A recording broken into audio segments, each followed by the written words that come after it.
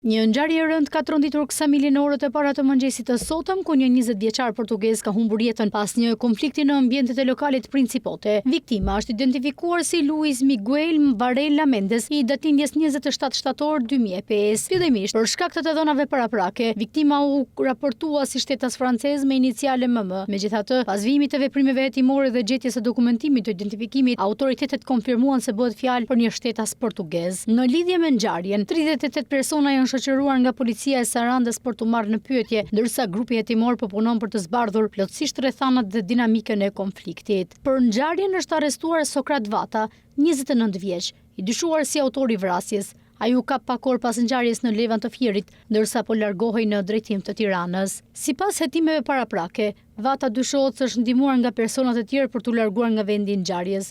Në fokus të hetuesve janë edhe 2 shtetas turq, në automjetin e të cilëve dyshohet se u gjet 29 vjeçari gjatë largimit. Policia po verifikon rolin e tyre në ngjarje dhe nëse kanë ndihmuar të dyshuarin për t'u shmangur autoriteteve.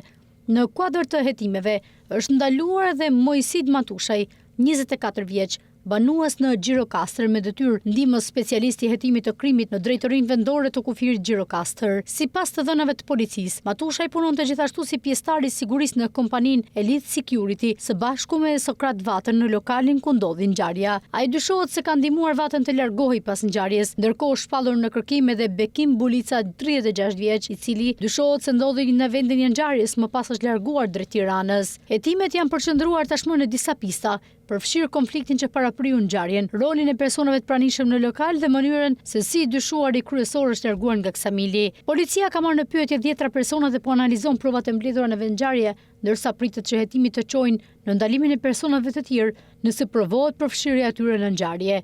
Grupi hetimor në drejtimin e prokurorisë vijojnë veprimet për dokumentimin e plotë ligjor të rastit dhe përcaktimin e përgjegjësisë së secilit prej personave që dyshohet se kanë pasur rol në ngjarje.